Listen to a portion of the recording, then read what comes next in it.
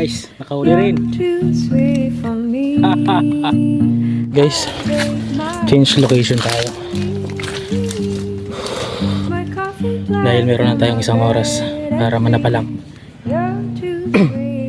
Sulitin na natin kasi sayang yung pang-ulam din yun.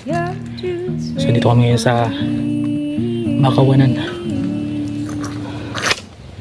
So yan, tinan nyo naman yung itsura namin. Talagang kapag may tiyaga ka, may pang-ulam ka.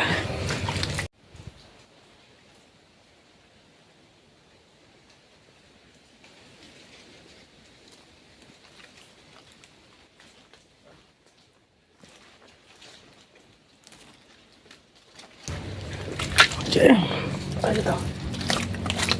So ayan ang ginagawa namin para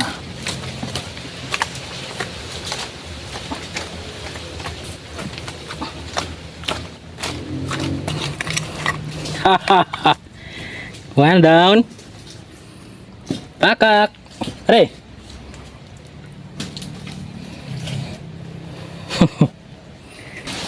Two down. Wala.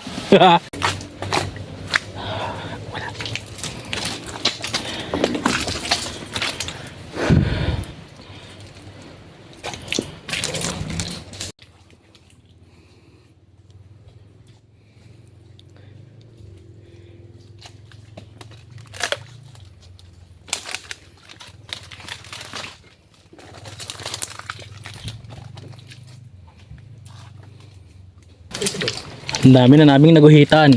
Kiri pa lang kuha. Uy, dinaanan. Uy, uy. Aroy.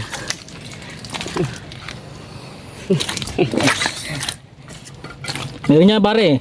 Isang mag-anak yan dyan. So yan guys.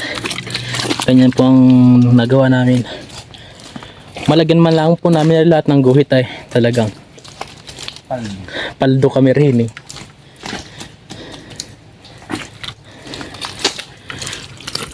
Talagang tiyagaan lang po ito. Wala na akong makain ay. Hindi pwedeng kainin lupa, ano? Hindi naman pwede kainin lupa.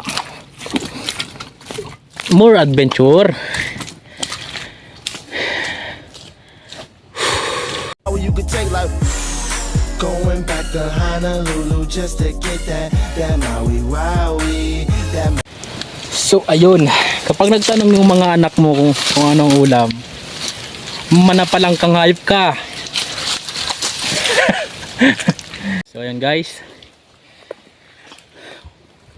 dahil mahirap ang panahon ngayon, gumawa muna kami ng tapalang sa gitna ng Bakawanan. To. Namalis kapison na pare.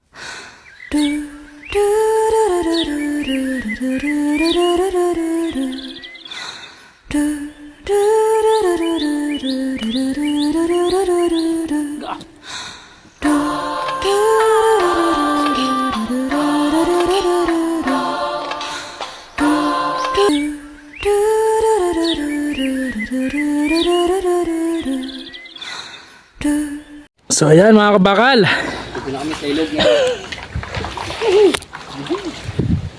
nangastog na naman kami ng tapalang. Dito kami sa ilog.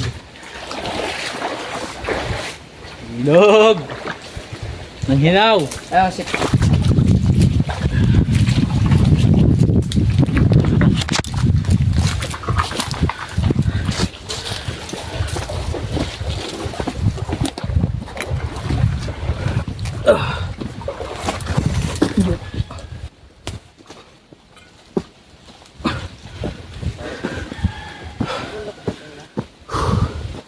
Nakahaluwas din sa kawalan.